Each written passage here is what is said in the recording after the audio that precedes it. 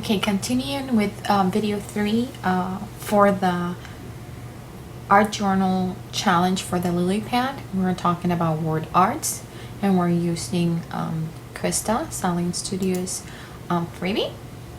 What I did right now, and I might be repeating a little bit from the other video, I'm trying to trim it, but it might not work that way, so just in case there might be some repetition, sorry about that. I'm opening the word art. I want to check the image size. Why am I doing this? Well, I want to create a brush out of this word art.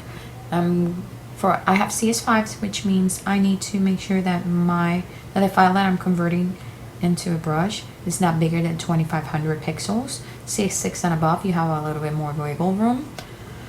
So yep, I have 1040 and 683, so I'm way below the 2500 pixel mark. So I'm gonna go here, I'm gonna say edit, define brush preset. You can give it whatever name you want and click OK. I am going to click cancel just because I already created this brush. I'm gonna go back to my paper. I created a new layer here. And then I'm gonna select my brush tool. I'm gonna come here on the pull down menu under my brush tool and I'm gonna select my new brush. And here's the brush. There you go.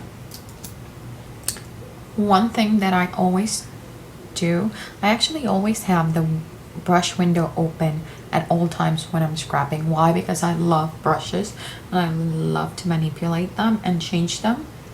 To get to this window, you're going to go to window and you're going to go to brush or F5. Your active window, or your default window I should say, is your brush tip shape, and you know that because it's highlighted in blue or whatever set color you have in your set defaults. If I right now, here's your preview. This is a very important part of this brush window. That preview there means that if you click and drag in a kind of wiggly line, that's what it's gonna look like. So yeah, that's more or less what it looks like right there. Doing Command Z to delete what I just did.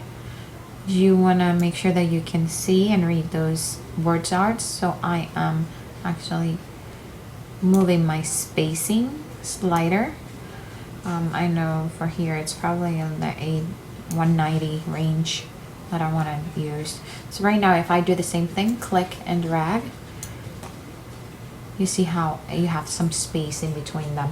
The reason it's wiggly is because when I dragged on a wiggly line.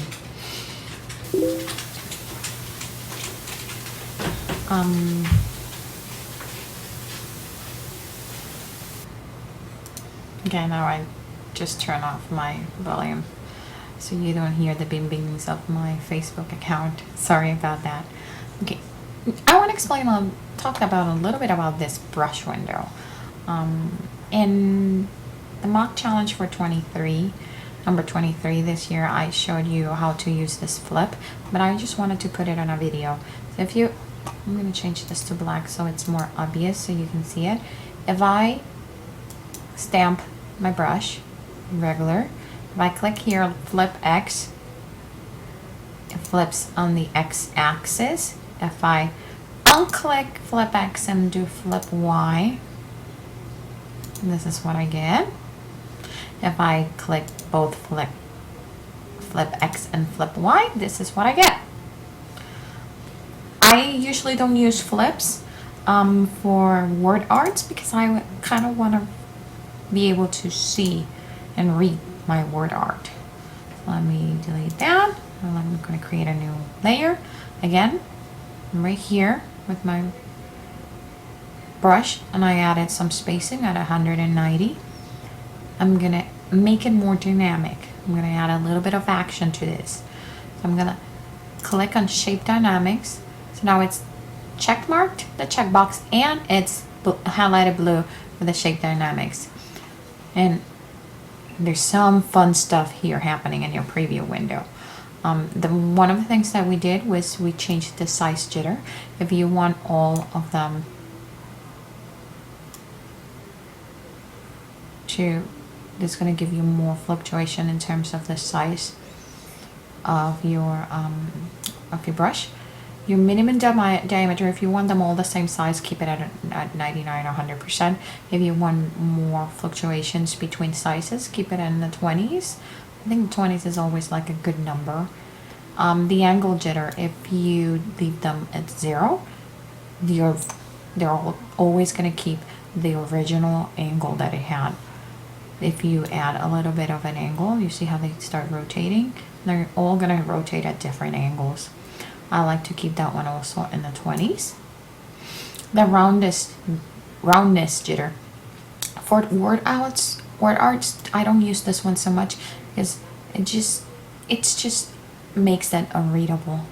But if you like it, you can go ahead and use it. And here you can use the flip X and flip Y jitter. Again, I don't use those on my word arts because I kind of want to be able to read them. But if you want to go for a more artsy look, just play with this shape dynamic area. Now I'm going to make them scatter a little bit. So again, I'm clicking. One thing, if you're here in the shape dynamics and you click just the check mark, if you notice you're still highlighting the shape dynamics, it means the active window that you're seeing is of the shape dynamics. So you actually have to click on the lettering to be able to move to that windows and the control for those. Now scatters, if you're at 0%, it more or less it stays on the x-axis.